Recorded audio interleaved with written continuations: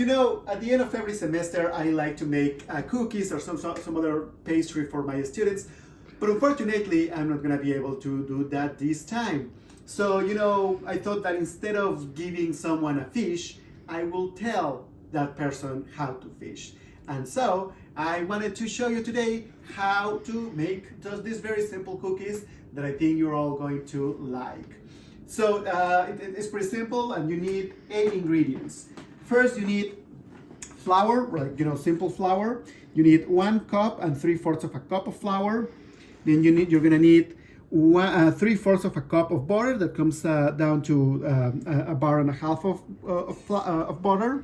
You're going to need 2/3 of a cup of sugar. You're going to need 1 large egg. I'm going to use chicken, but if you like to use duck or goose, that works as well.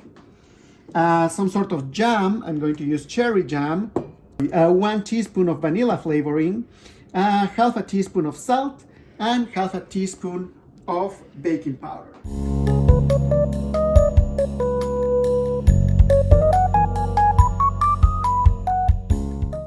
Okay, so let's get to it. The first thing you have to do, of course, is setting your oven to 350 degrees Fahrenheit, which is kind of around 180 degrees Celsius.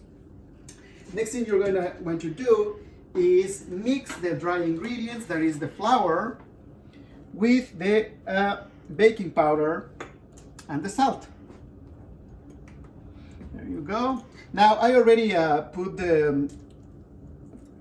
the flour through a sieve. Mi abuelita always told me that you have to put all of your ingredients through a sieve to make sure that they don't form clumps. It's always a good practice. That should about do it.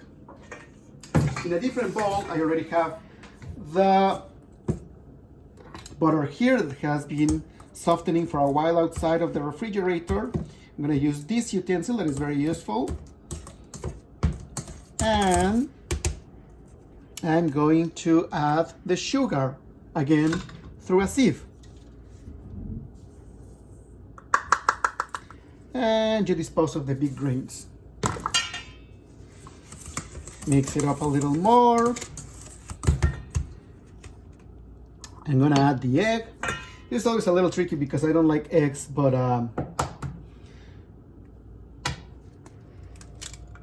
there you go. I'm going to add the vanilla extract. 1 teaspoon of vanilla extract.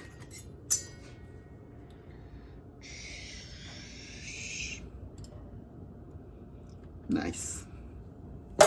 Use a fork to make sure everything is getting mixed nice. Okay, now that all the wet ingredients are mixed well, I'm gonna mix them with the flour, with the dry ingredients. I'm gonna mix this with my hands in a second, but before I get my hands dirty, I'm going to use, you know, a tray. Normally you will just like butter up the tray, but my wife got us this nice. No, that was a wedding present. It was a wedding present. So it's a nice mat that is like, you know, not adherent. So if you put this thing on, then you don't need to butter or oil your tray. Okay, going back to the ingredients, I'm just gonna use my hands to mix them up.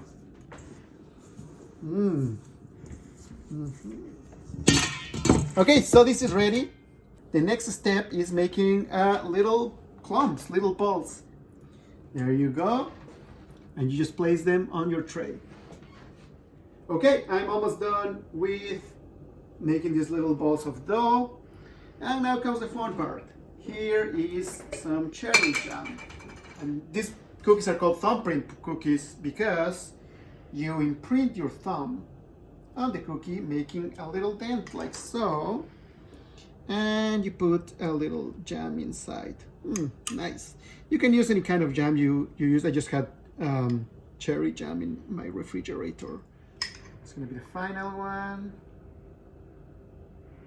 There you go. And that's it, they're ready for the oven. I'm gonna put them in. There you go. The recipe normally says 15 minutes, but I like them a little crispy, a little toasty, so I'm going to do 17.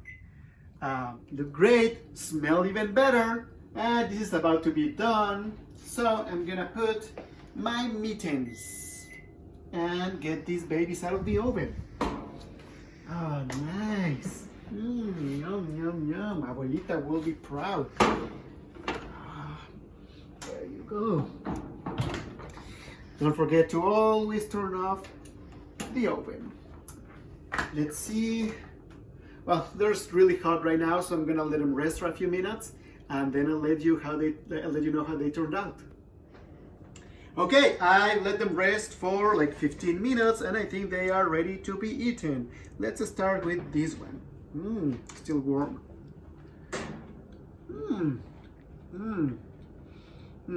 I really wish you could try them. They're delicious. Check it out. You can see that they cook perfectly because of this nice texture on the bottom. Anyway, that's all I have for today. Thank you so much for watching.